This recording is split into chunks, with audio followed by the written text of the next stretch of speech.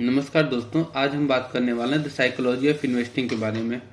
और इसके बारे में हम बात करेंगे एक छोटी सी कहानी के माध्यम से जो वॉरेन बफेट की है, जो उनके पहले ट्रेड से रिलेटेड है।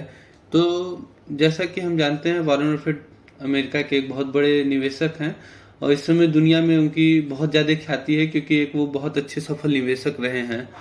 तो हम जानते हैं वॉरेन बफेट दुनिया के सबसे बड़े निवेशक हैं। उन्होंने सबसे पहली ट्रेडिंग अपनी लगभग 11 साल की उम्र में की थी। जो अमेरिका में कल्चर है अपना पॉकेट मनी वाला सिस्टम, तो उनके पिता के द्वारा उन्हें पॉकेट मनी मिलते थे। उस पैसे से उन्होंने 11 साल की उम्र में सिटी सर्विसेज नाम के शेयर खरीदा था और वो शेयर शॉर्ट टर्म में खरीदने के कुछ ही महीनों के अंदर ही वो अपने प्रेजेंट प्राइस वैल्यू से लगभग 30% तक नीचे चला गया था। लेकिन तो लगभग उन्होंने 30% वैल्यू पे उसे -30% वैल्यू होने के बाद भी उसे बेचा नहीं, जबकि सेम शेयर सेम ही टाइम में उनकी बहन ने भी खरीदा था। लेकिन तो उन्होंने 30% शेयर नीचे जाने के बाद उन्होंने अपना लॉस बुक किया और वो मार्केट से निकल गए और उन्हें लगा कि ये मार्केट एक तरह से गैम्बलिंग ही है।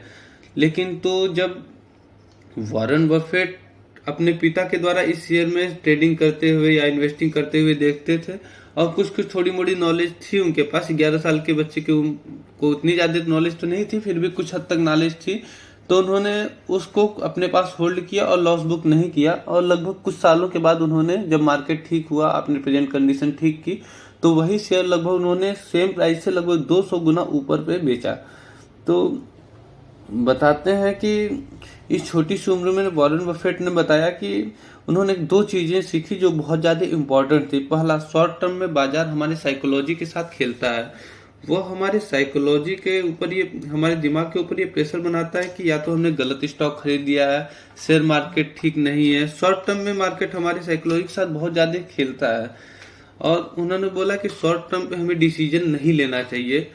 ये मैंने पहले ही ट्रेड से अपने सीखा। और उन्होंने बोला कि पहले ट्रेड से मुझे एक और चीज सीखने को मिली कि लॉन्ग टर्म में हमारे पेशेंट का फल हमें प्राप्त होता है। हम अगर लॉन्ग टर्म तक रुके रहते हैं, अगर सही कंपनी है, हमारा इन्वेस्टमेंट अच्छा है, तो लॉन्ग टर्म में हमें प्रॉफिट बुक करेगा, वो प्रॉफिट देगा। वॉरेन बफेट कहते हैं कि मार्केट में साइकोलॉजी से प्राइस मूव करता है, ह्यूमन इमोशन कलेक्टिवली काम करता है। बहुत सारे लोग एक ही तरह से मार्केट में सोचते हैं कि मार्केट या तो नीचे जा रहा है या ऊपर जा रहा है, इसी से प्राइस लगभग निर्धारित होता है। क्योंकि बहुत सारे लोग एक साथ सेलिंग करते हैं या एक साथ बाइंग करते हैं। एक मार्केट में साइकोलॉजी चलती है।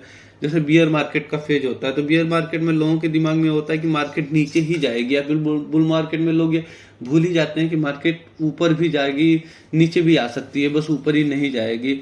लेकिन तो अंत में फंडामेंटल, ये बोला जाए कि अंत में अपने फंडामेंटल जैसे रिजल्ट हो गया, अर्निंग हो गया, ग्रोथ हो गया, तो इसी पे सेटल होगी। वॉरेन बफेट कहते हैं कि रिजल्ट, अर्निंग, ग्रोथ इस पे ही लास्ट में सेटल होगी। अगर आपके स्टॉक के प्रति रिसर्च कम हो, खुद पर विश्वास कम हो, और हम शॉर्ट टर्म में लॉस करके बाजार को छोड़ सकते हैं। अगर हमारे ऊपर, हमें खुद के ऊपर विश्वास नहीं है, हमें रिसर्च नहीं है, आपने किताबें नहीं पढ़ी हैं, आपने ज्यादा पॉडकास्ट नहीं सुने, आपने लोगों के बारे में अच्छी रिसर्च नहीं की, आपने किसी शेयर के बारे में अच्छी रिसर्च नहीं की है, तो आप शॉर्ट टर्म में अपने ऊपर से विश्वास खो दोगे। आपको लगेगा कि आपकी गलती है, आप शेयर मार्केट से निकल जाओगे, वो शेयर को बेच दोगे।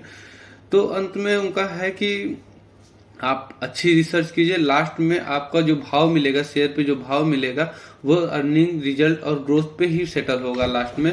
और इस सब के